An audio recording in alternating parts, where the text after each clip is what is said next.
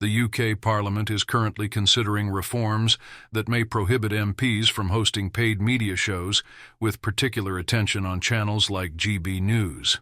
These discussions come amid concerns about potential conflicts of interest, where politicians holding paid media roles could blur the lines between their political duties and impartial media representation.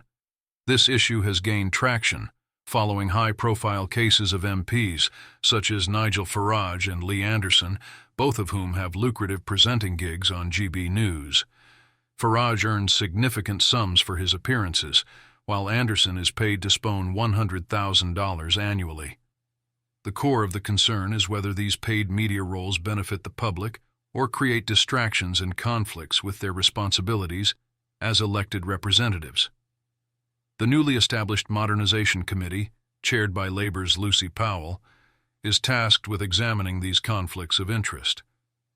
The committee will consult the Parliamentary Commissioner for Standards to explore whether stricter rules around MPs' second jobs, particularly in media, are necessary.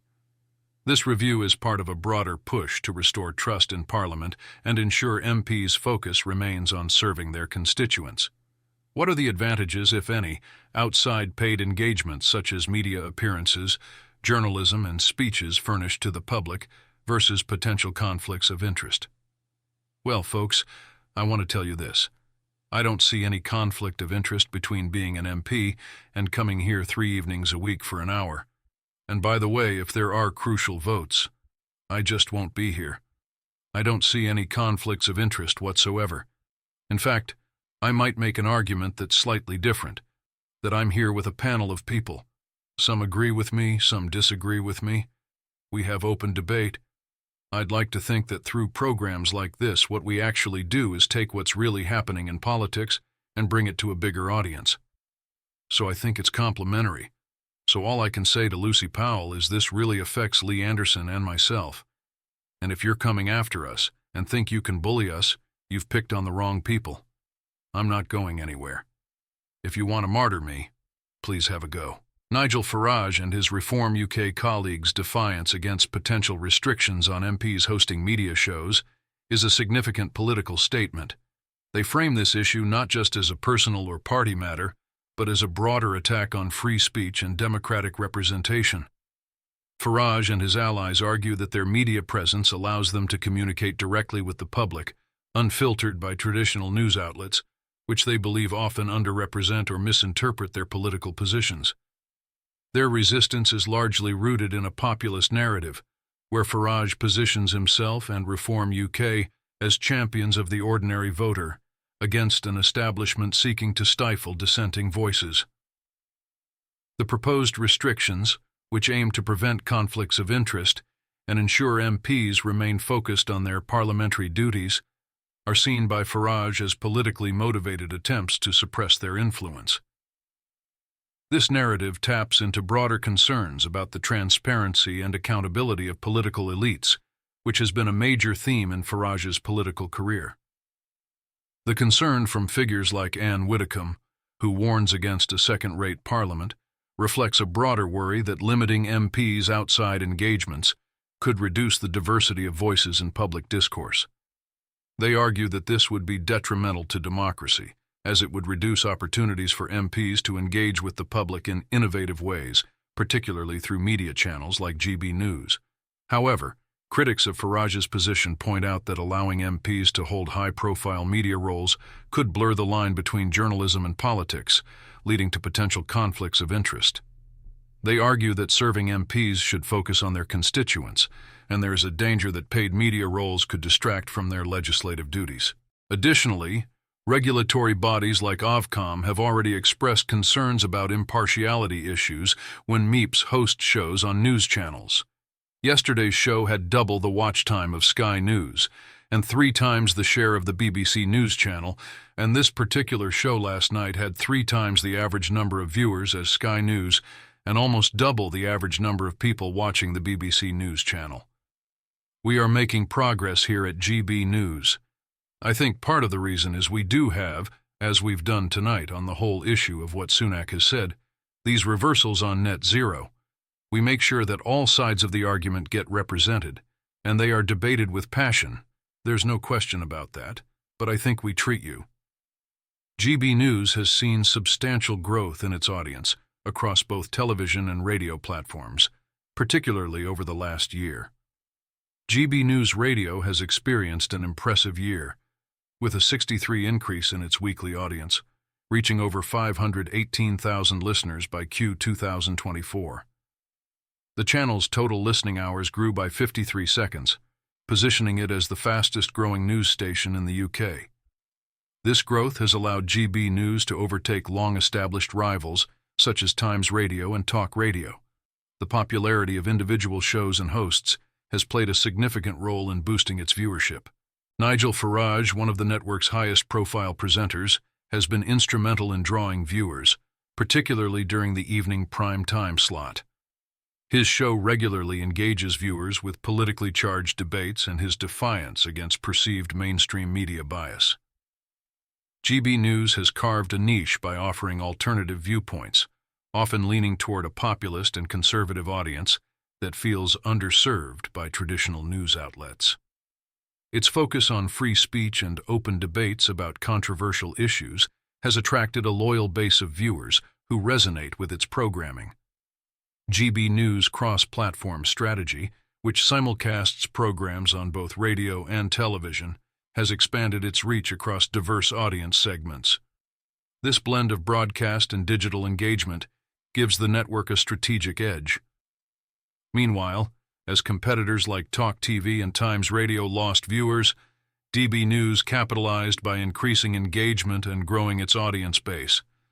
And let's move to the UK.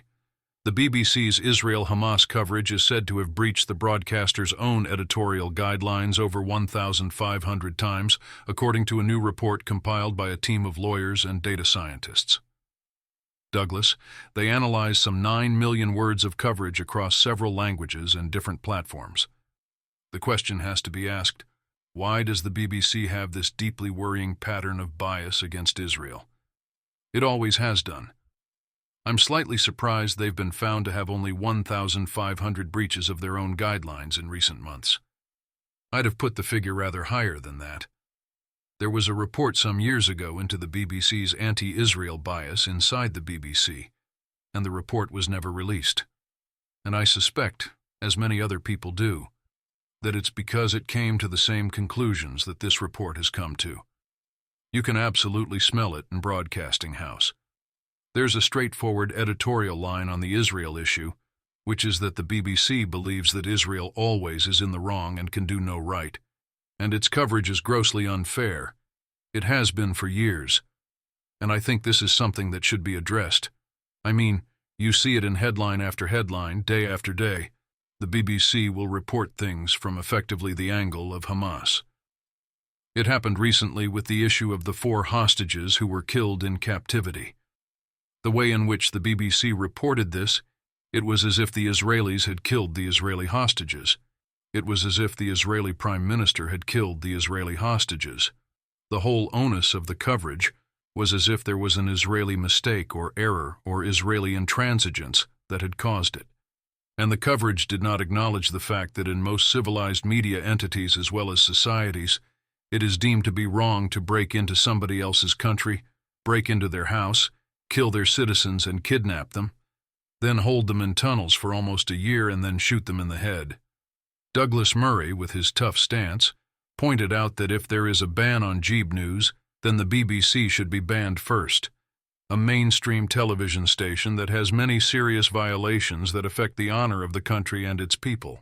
The accusations of bias against the BBC and its coverage of the Israel-Hamas conflict reflect a broader concern about the role of media in shaping public perceptions during times of conflict. The report that alleges over 1,500 breaches of the BBC's editorial guidelines suggests a systematic bias against Israel. These breaches reportedly include failing to label Hamas as a terrorist organization over 12,000 times and disproportionately associating Israel with acts of aggression, such as genocide, far more frequently than Hamas. The report criticizes the BBC for failing to label Hamas as a terrorist organization consistently, doing so only 3.2 seconds of the time. which critics argue downplays Hamas's role in the conflict and distorts public perception. Additionally, Israel was associated with terms like genocide 14 times more frequently than Hamas, further creating an imbalance in how the two sides were portrayed.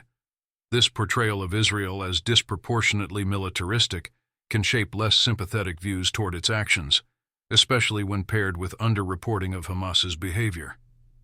BBC Arabic was singled out for being especially problematic, with reports of journalists displaying sympathy for Hamas and in some cases even celebrating acts of terror.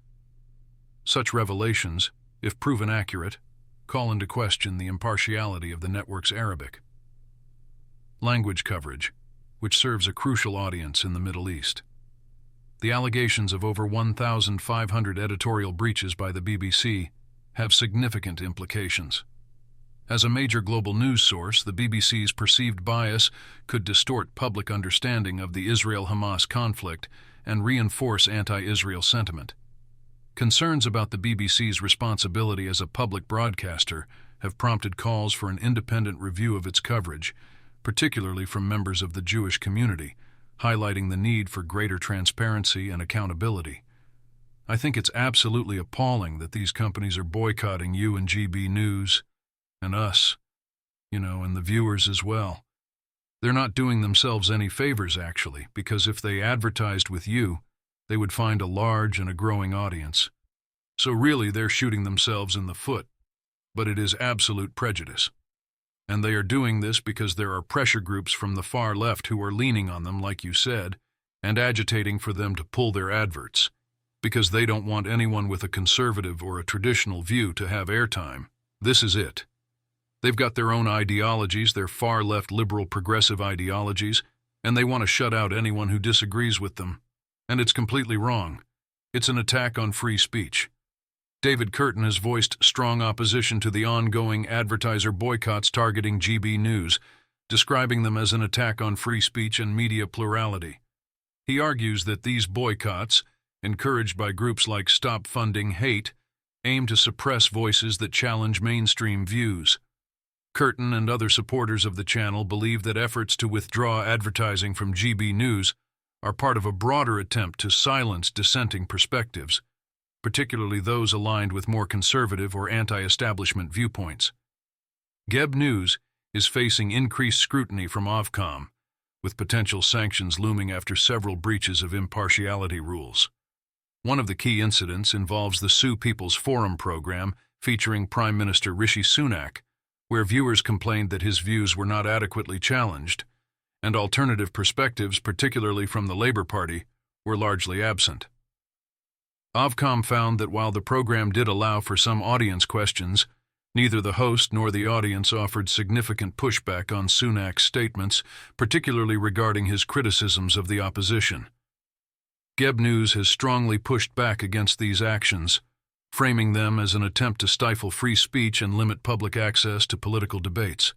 The network continues to present itself as a platform for alternative views, particularly in the lead-up to the UK's next general election. Thanks for watching. Don't forget to like, subscribe, and consider becoming a channel member for exclusive content. See you next time.